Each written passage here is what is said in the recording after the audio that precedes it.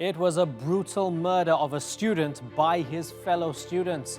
Now questions are being raised about why this was allowed to happen again and why a wing of Bangladesh's ruling party seems free to control campuses with impunity. I'm Imran Garda, and today's newsmaker is the killing of Abrar Fahad.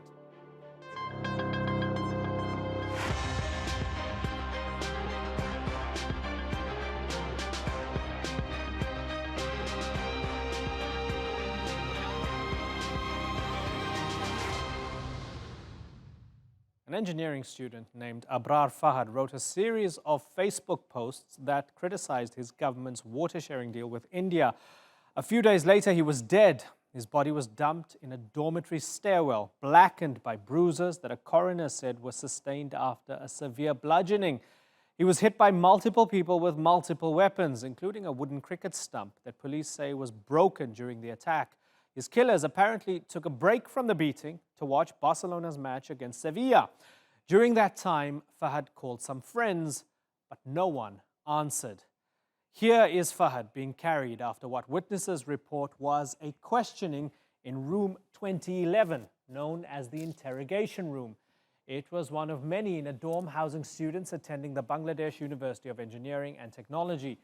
There and at other colleges across the country, the Bangladesh Chhatra League, the student wing of the ruling Awami League party, has been blamed for killing students, extorting faculty and acting as a shadow administration while schools look the other way. Students at BUET describe the violence, forced recruitment into political parties and intimidation simply as tradition. The incidents typically go unreported because the perpetrators are rarely punished. But today, Amit Saha, BCL leader and the resident of room 2011, was arrested by police. 14 others, including Abrar Fahad's roommate, are also in custody. Well, to discuss why this happened and what can be done to stop similar attacks in the future, let's go to London, where I'm joined by Sultan Mahmud Shariff. He's the president of the UK chapter of Bangladesh's ruling Awami League. And in Dhaka is Khushi Kabir. She's a human rights activist, feminist, and environmentalist. Good to have you both on the program. Khushi Kabir, let me start with you. For those who would see this as an isolated incident, tell me why you think they're wrong. For a number of reasons. This is not the first time that such a thing has happened at the Bangladesh University for Engineering and Technology. It's been known that there have been this cell where people have been picked up and tried to be given a lesson by beating them up. There have been other killings in the country where no actual, it seems like there's an impunity if you belong to the party in power, whichever the party may be.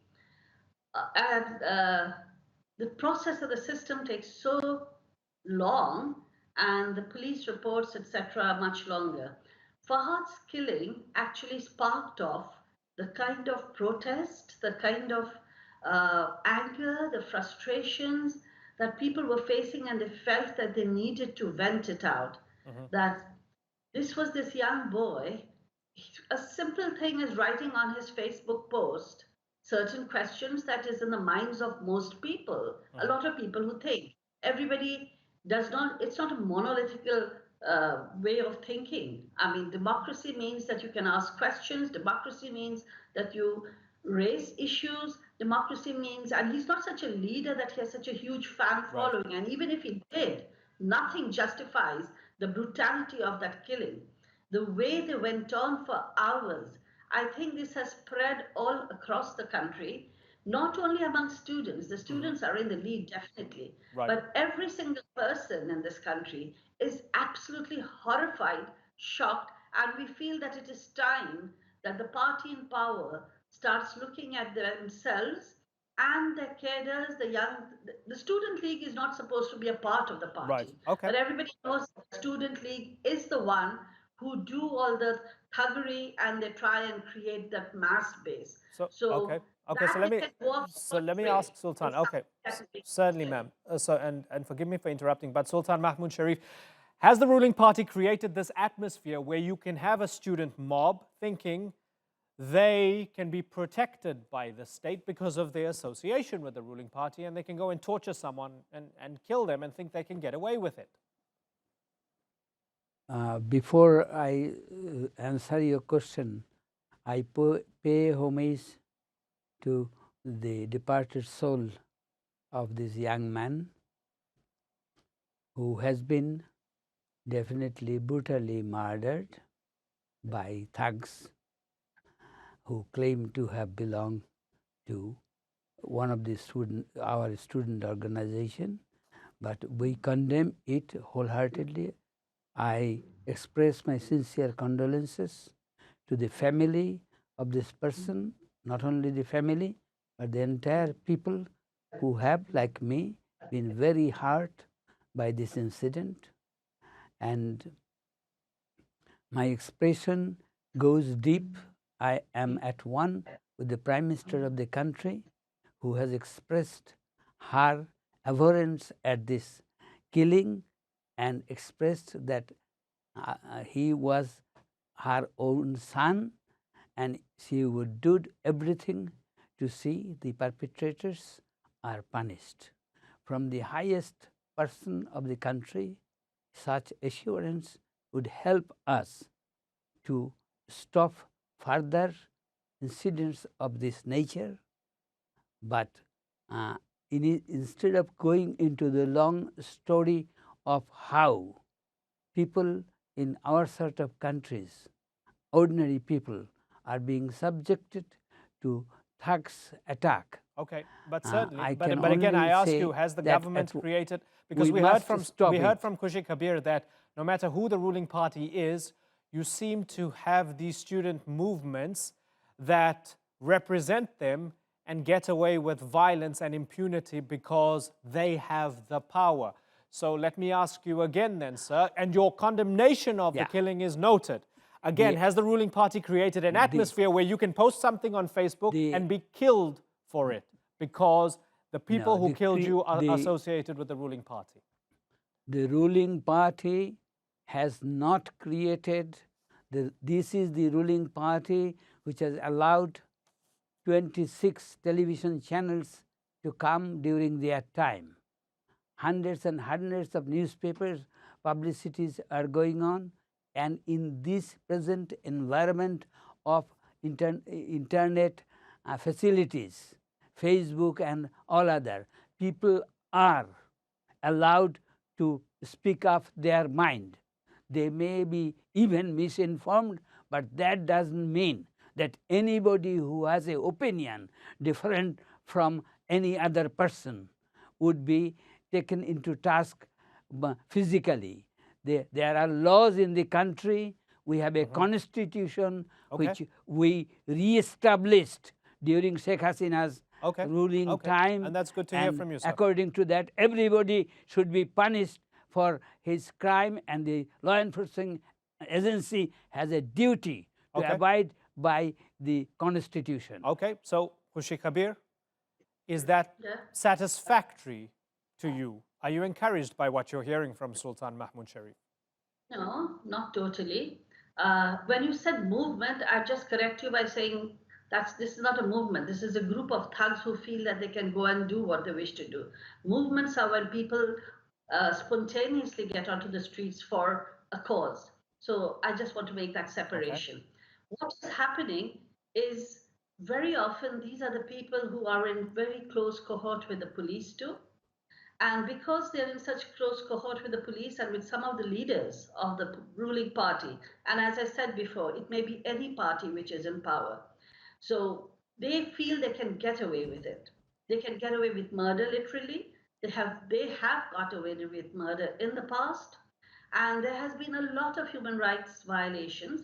I'm not saying Bangladesh has not improved and gone up the ladder in many social and economic areas, but we as citizens of this country, living in this country, want our freedom of speech.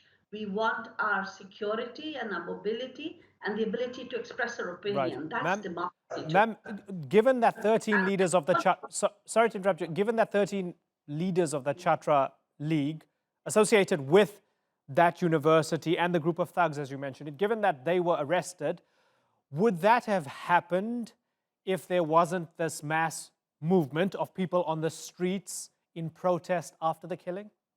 This would not have happened if there wasn't this movement, and this would not have happened if the Prime Minister herself had not made a clear statement. Why should a party have to depend on one person who gives the nod that whether you arrest these people or you don't? A party should be running on its own, a government should be running on its own. There are systems that which makes it happen. Yes, it is because of the absolutely the movement and the it's just it was it's enormous everywhere. um, it's terrible that the authorities of the university did not feel it necessary to come out until 2 or 3 days till the students really demanded and pushed for the vice chancellor and the proctor to come out. So it just shows that it's only when the prime minister comes and says, I condone it, I condemn it, and these people have to be arrested, that's when the whole party starts moving. That's when the government starts moving. So Sultan Mahmud Sharif, it's only when Sheikh Hasina comes out and condemns what these people did that something actually happens.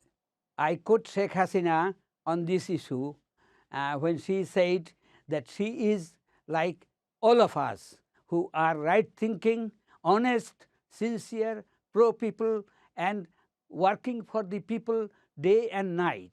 She said that as one of those who all the time are in support of the people, in support, standing by the people, she came up and expressed her opinion. The administration, the law enforcement authorities, the other people who are associated with stopping these crimes, they were active from the beginning.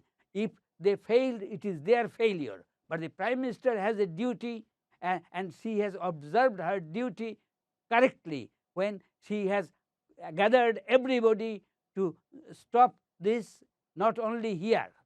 During her period as Prime Minister of the country, she has proved that every crime that was committed, that came to her knowledge or that came to the knowledge of the law enforcement authorities, have been dealt with. And we have always given due process its full course, so that, and the people's movement, one point about people's movement, it's a very good thing. People must, in a country which became independent by giving 33 million people's blood, that country has to that its people must act against this sort of attacks wherever and whenever it is necessary. Okay, so you endorse the protesters. Khushi Kabir, you were shaking your head in disagreement. Tell me why. Because there have been one after the other incidents. There have been rapes against people, gang rapes against people, young women, young boys. I haven't seen the justice really being done. The justice has been done in certain cases, definitely. It's not that every single case has met with impunity, but the majority of the cases have met with impunity. And the fact that and I work in the rural areas, I work with people, and I have seen that I call them thugs, because I think the ruling party allows these thugs to control them, because they are the ones who bring in the masses, they bring in the money. Recent issue of all this kind of money-making rackets that were illegally done by all these these so-called leaders of the front organizations. All these show that there is something within the party that is not quite right. There's no sort of discipline within the party through which disciplinary action can take place. Ma'am, I want to ask you, I want to ask you something a bit broader, and this will be my final question to you. This is not the first time we've covered something on this show related to a Bangladeshi posting something on Facebook and ending up dead, right? So atheist bloggers, for example, a couple of years ago, a couple of them were hacked to death. Is there something deeper at play here where, yes, there's freedom of speech, but freedom after speech is questionable because a mob might get you, whichever way you stand, whether it's on religious issues or political issues? Exactly. It's been bloggers. It's been people who've claimed themselves as atheists. It's been people who've just published articles by people who've been free thinkers, and they have been killed. There have been women. I mean, I'm stating again and again, women who've been raped and killed in moving buses. It seems the system there is a problem. There's a weakness in the system that allows such a thing to happen. And no matter how much we protest, it's only when we're taken to the streets in mass numbers that so much actions we can see that happen. But if it's like only 100 of us or 200 of us on the street, nothing happens at all. So it's not the first time that somebody's been killed. Some young boy who just did not even write. I mean, it did happen in a lot of places, which has been religiously used against the religious minorities. I see. Those have happened too. Right. So yes, what you said is very correct, but I think I would blame the authorities for not keeping track and being clear about what their role is in maintaining people's lives, their security, and law and order. Okay, and we're going to follow the protest movement, and we're going to follow up on this story, and looking forward to talking to both of you sometime soon. It's been good to have both perspectives here. Sultan, Mahmud, Shariff, and Khushi Kabir, thank you very much for joining us on The Newsmakers.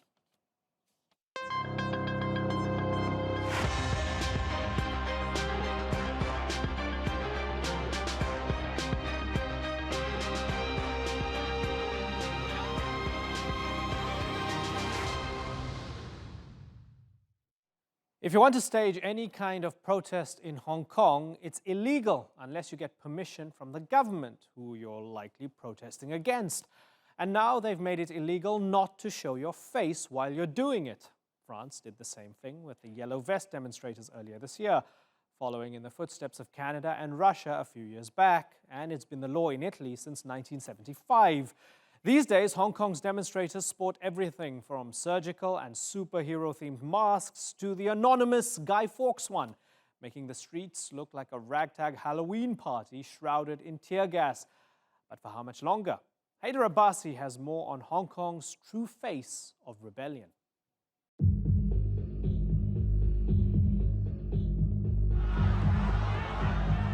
Protesters in Hong Kong show no sign of backing down. Thousands came out to defy a new ban on wearing face masks. The restriction seems to have inflamed the situation, but Hong Kong's leader insists her government is still in control. At this point in time, I still strongly feel that we should find the solutions ourselves. That is also the position of the central government, that Hong Kong should tackle the problem on her own. Okay? But if the situation becomes so bad, then no options could be ruled out if we want Hong Kong to at least to have another chance. This has been interpreted as a possible intervention by China. The emergency powers used to ban face masks are from the British colonial past, and the last time they were used was 50 years ago. Anyone violating the measure could be imprisoned for up to a year, but that hasn't stopped the demonstrators. Hong Kong police say 77 people have already been arrested since the ban came into effect on Friday. The violence has intensified with more dangerous weapons and tactics being used. And the atrocity has extended to many different districts in Hong Kong, affecting the livelihoods of most of our law-abiding citizens.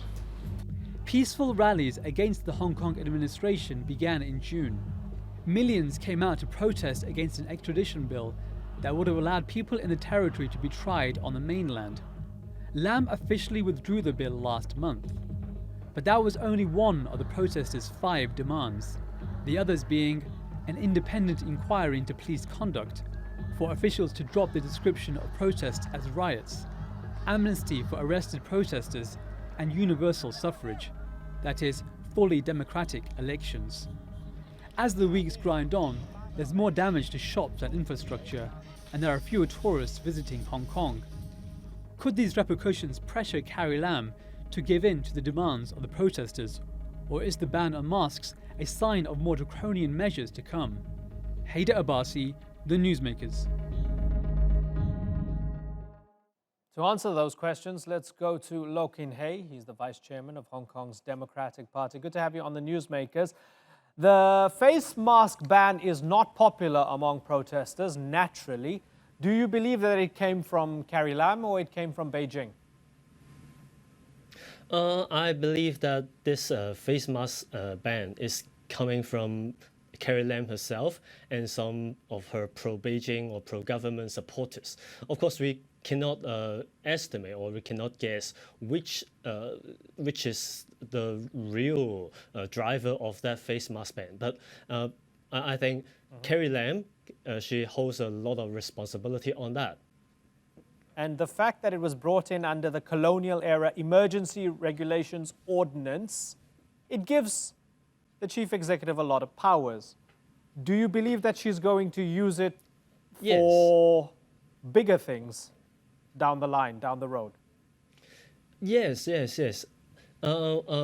Actually, that emergency law is a very powerful tool for Carrie Lam, and that's why the pro-democracy side, the lawmakers, they are filing a judicial review on her usage of the emergency law.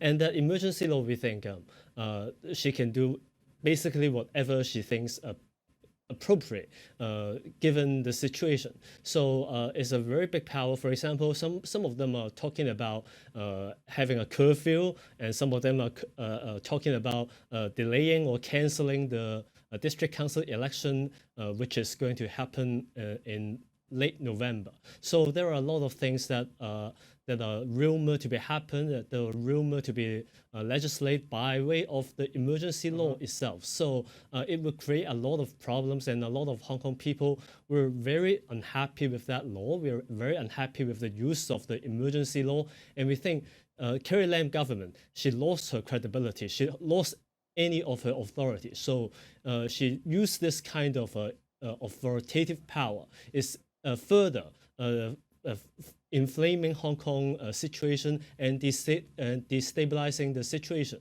But Kin-hei, from the government's perspective, there has been a lot more militancy over the past few weeks than a lot of protesters would admit to. There have been Molotov cocktails being thrown. The subway was set on fire. Arson attacks. They believe that these are desperate times, and they call for desperate measures because they're responding to a threat that is moving beyond peaceful, or there's more of a gray area between the peaceful protesters and the militant protesters. Do you accept that? I think the main problem in Hong Kong here is that Hong Kong people were actually asking for something very, very minimal. For example, you can see a lot of police brutality since June. From June to now, the protest has gone on for 4 months, and we actually see no police officer, not a single police officer, being investigated or suspended due to his actions against the protesters. But of course, we see a lot of live stream. You can see a lot of live videos and footage that the police are beating up people, even though they are subdued, even though they're not doing anything. So I think the only way to alleviate the problem is to investigate into the police brutality and herself to resign and to take accountability to what she did to Hong Kong. So all those other measures that she thinks is appropriate will inflame Hong Kong. These are not the answers to Hong Kong people. These are not the answer to Hong Kong protesters. I would say protesters are very rational and they're very targeted, even though you can see a lot of Molotov cocktail, or you can see the train, the railway station being inflamed. But I would say if the government have some positive response to the protesters will just maybe de-escalate. So the only problem in Hong Kong is that the government refused to all those demands, refused to all the protesters' demand. So I think if Carrie Lam wants to de-escalate the problem, then she should think about how to respond to Hong Kong people as a whole. 4 months down the line, there has not been the dialogue that everybody has been hoping for. Why? I think the main reason is that Hong Kong people are very, we're experienced in all those dialogue. 5 years ago, during the umbrella movement, there is a dialogue between the student leaders and Carrie Lam herself. She was the chief secretary at that time. Afterwards, 5 students who were engaged in the dialogue, 4 of them are arrested and go to jail. So I think this is kind of a fact that Hong Kong people can realize. And the other reason for the situation like this now, that there is totally no dialogue, because the government shut all the doors. She said she will not give in. She will not. She will not give any more concessions. So, what's the point to talk to her? Okay, Kin-hei, pleasure having you on the Newsmakers. Looking forward to getting you back on the show and hopefully debating with somebody who's pro-Carrie Lam or even pro-Beijing. But that's it for now for here on the Newsmakers. Thanks so much. Bye-bye.